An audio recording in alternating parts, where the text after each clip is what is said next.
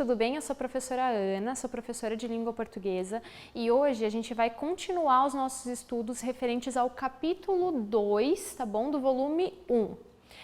Você se lembra que nem toda propaganda visa a instigar a compra de produtos, não é mesmo?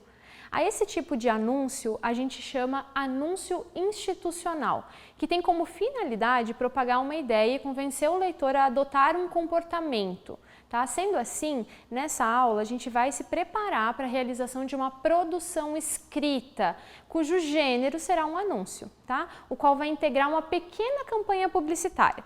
Por isso, antes da gente seguir adiante nessa aula, vá até a internet e procure exemplos de anúncios institucionais. Perceba quais são os temas frequentemente abordados, observe a linguagem utilizada no que diz respeito ao seu grau de formalidade, analise como se dá a integração entre as linguagens verbal e não verbal, porque isso certamente vai te ajudar na hora que você for produzir o seu texto, tá bem? Procura lá na internet e depois volta aqui para a gente continuar.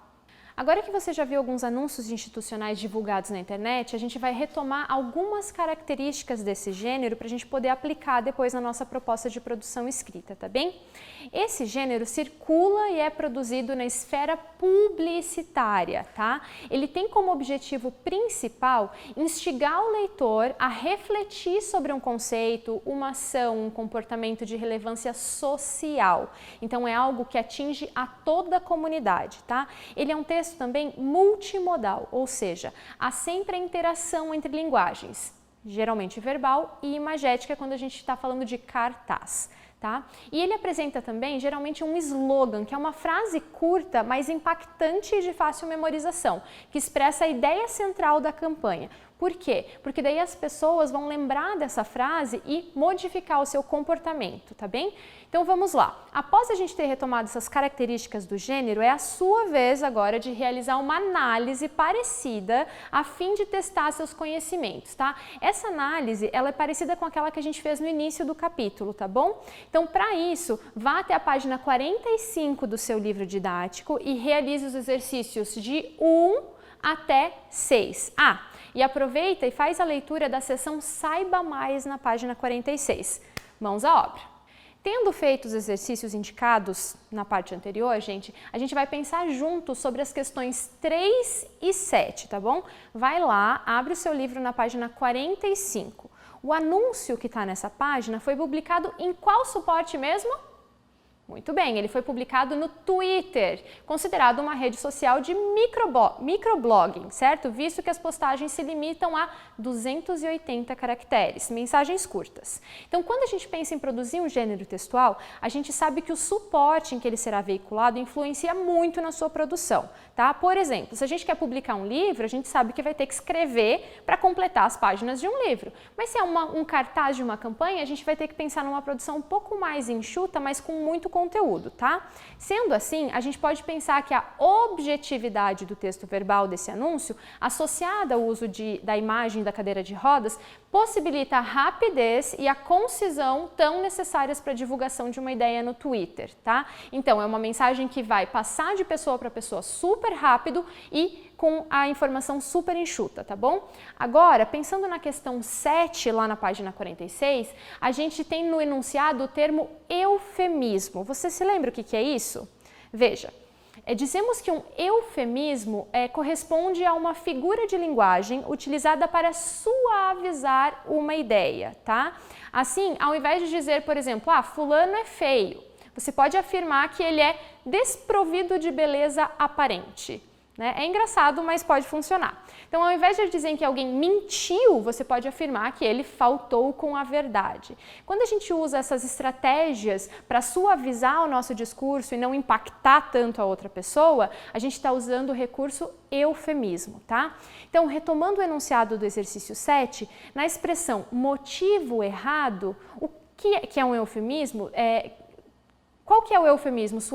Que suaviza que ideia?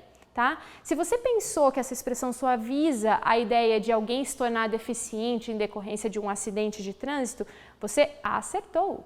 Agora, registra no seu livro as discussões que a gente fez sobre as questões 3 e 7, tá? Para que as suas ideias fiquem organizadas. Depois disso, continua com a aula. A partir desse momento, a gente vai se concentrar na preparação da produção do nosso anúncio, tá? Para isso, a ideia é que a gente se dedique nessa primeira etapa ao projeto de escrita. Eu sei, você pode até se perguntar por que eu tenho que fazer isso, ou talvez você possa não curtir muito fazer o plano do texto.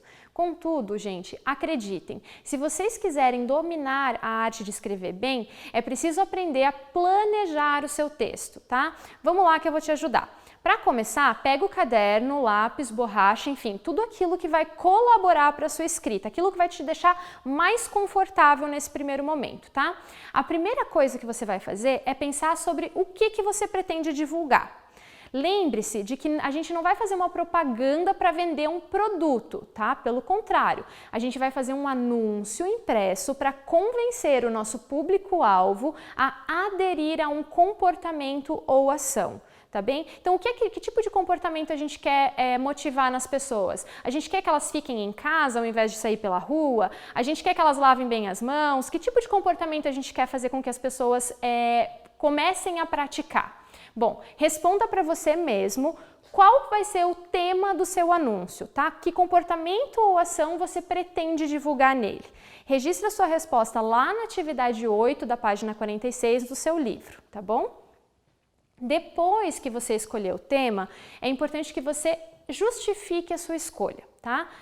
Sendo assim, de que forma esse comportamento ajudará a melhorar a situação atual? Então você vai pensar no que é que você pode dizer para as pessoas para convencê-las de que se elas mudarem o comportamento delas ou se elas aderirem ao comportamento que você está propondo, a vida delas vai mudar, a relação delas com as pessoas e com o mundo vai mudar. Tá bom? Reparem, gente, que quanto mais relevância social tiver a ideia veiculada no seu anúncio, mais útil e significativo ele será, tá bom? Registre essa sua resposta na atividade 9, lá na página 47, tá?